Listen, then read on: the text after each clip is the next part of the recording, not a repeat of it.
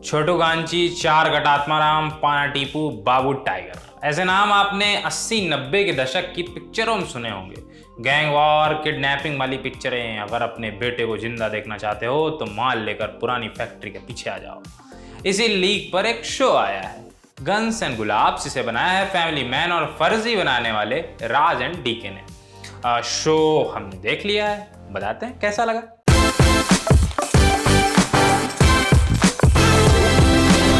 पहले थोड़ा प्लॉट और कैरेक्टर्स के बारे में जान लेते हैं। कहानी के केंद्र में 4 बंदे। पहला है छोटू गांची। इसके पिता अफीम माफिया हैं, बेटे को भी बस उसी स्टेटस तक पहुंचना है। दूसरा नंबर आता है अर्जुन का, एक पुलिस वाला नार्कोटिक्स ऑफिसर जो इस अफीम गैंग का सफाया करना चाहता है, लेकिन मामला जितना सीधा दिख रहा है उतना है नहीं। अगला है चार कट आत्माराम। ये बंदा शरीर को 4 जगहों से शुद्ध करता है, इसलिए इसका इनाम पड़ा, यानी शरीर में 4 पॉइंट्स पर फूंक कर हत्या करता है। चौकड़ी पूरी होती है पाना टीपू से। उसका नाम इसलिए पड़ा है क्योंकि वो पाना से लोगों के कत्ल करता है। राज और डीके की खास बात है कि वो सिर्फ फिल्म मेकर नहीं है, उन्हें सिनेमा से भी प्रेम है। ये प्रेम इस पूरी सीरीज में दिखता है। 80-90 के दशक की फिल्मों के तमाम रेफरेंसेस मिलेंगे। मिथुन और अमिताभ बच्चन के तो कई सारे रेफरेंसेस मिलेंगे।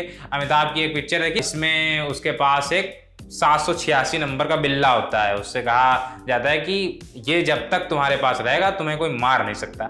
ऐसा ही कुछ चार कट आत्माराम के साथ भी घटित होता है। उसका एक टिपिकल डायलॉग भी है 80-90 के दशक में जो होता था, अगर अपनी बेटी को जिंदा देखना चाहते हो तो पुराने वाली फैक्ट्री के पीछे माल लेकर आ जाओ। राज और डीके के बारे में मुझे एक बात ये बहुत अच्छी लगती है कि वो शुरू से लेके अंत तक कंटेंट को फॉर ग्रांटेड नहीं लेते। आखिरी एपिसोड में इसकी छाप दिखती है। हर किरदार की अलग एंडिंग मिलेगी। इंटरमिशन भी लिख कर आता है, यहाँ तक कि एंड क्रेडिट्स में भी मेहनत की गई है। इसमें भी आपको 90s की फिल्मों की छाप दिखती है। ध्यान से देखेंगे तो सतीश कौशिक को ट्रिब्यूट भी दिया गया है। 80-90 के दशक का पूरा तिया पाछा आपको गन्स एंड गुलाब्स में मिलेगा। जैसे उस दौर की फिल्मों में एक और गैंगवार माफिया होते थे और दूसरी ओर होती थी लव स्टोरीज, यहाँ भी ऐसा ही कुछ है। सीरीज देखते हुए गैंग्स ऑफ वासेपुर जरूर याद आएगी। कई किरदार भी वैसे लग सकते हैं। आदर्श गौरव का किरदार, रामाधीर सिंह के बेटे जेपी सिंह का किरदार याद आ सकता है वो देखकर। ऐसे ही टीपू का किरदार फैसल खान की याद दिला सकता है। बच्चों वाले ट्रैक में परपेंडिकुलर और डेफिनेट की झलक दिखती है। हालांकि इन सभी किरदारों का वासेपुर से कोई संबंध नहीं है, कोई लेना देना नहीं है, बस वैसी वाइब आती है, पूरा माहौल वैसा है। सीरीज में 90 के दशक की दुनिया है। इसमें उस दौर की फिल्मों को ट्रिब्यूट दिया गया है, लेकिन इन सब के बीच में सुमन कुमार के साथ राज और डीके ने स्क्रीन प्ले में कोई कसर नहीं छोड़ी है। इसे प्रॉपर थ्रिलर की तरह ट्रीट किया गया है। कई एपिसोड्स में लगता है कि कहानी थोड़ी सी खींची गई है, इसकी चूलें और कसी जा सकती थी, लेकिन 7वां एपिसोड देखते हुए ये शिकायत भी दूर हो जाती है। आप इस एपिसोड के इंतजार में ही बाकी के 6 एपिसोड देख सकते हैं, ये मेरा वादा है। सीरीज को सजाने में म्यूजिक ने अहम भूमिका निभाई है। अगर 80s और 90s की दुनिया क्रिएट करनी है तो बैकग्राउंड म्यूजिक बहुत अहम हो जाता है। अमन पंत ने इसमें कमाल काम किया है। इसके साथ ही उस दौर के गाने राज और डीके ने क्या ही सुंदर तरीके से इस्तेमाल किए हैं। पंकज कुमार की सिनेमेटोग्राफी भी बहुत अच्छी है, खासकर चेस सीक्वेंसेस में।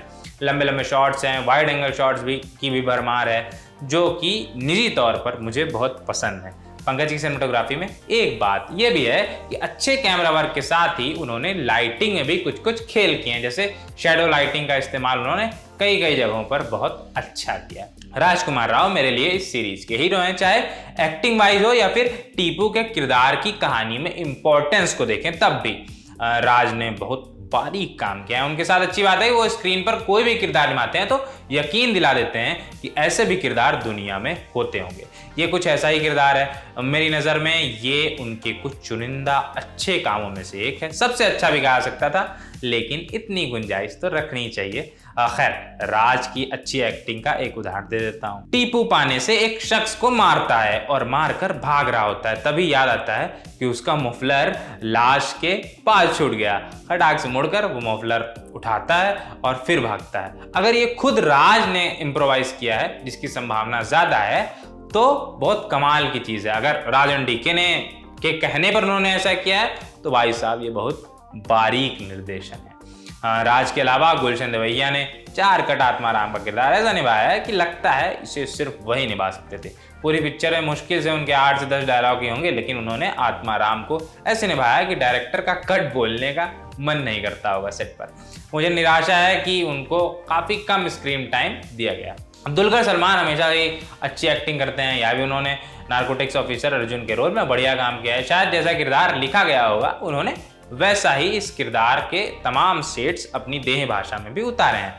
आदर्श गौरव फ्यूचर स्टार हैं, उनको इस सीरीज के बाद बहुत काम मिलने वाला है। जुगनू गांची के रोल में उनका काम लाखों में एक है। इस पर विस्तार से किसी रोज बात करेंगे। इसके अलावा विपिन शर्मा समेत सभी एक्टर्स ने बढ़िया काम किया है। टीजे भानु भी निखर कर आई हैं। सतीश कौशिक जितने भी देर के लिए फ्रेम में आते हैं आपको पता चल जाता है कि कोई मंझा हुआ कलाकार आपके सामने है।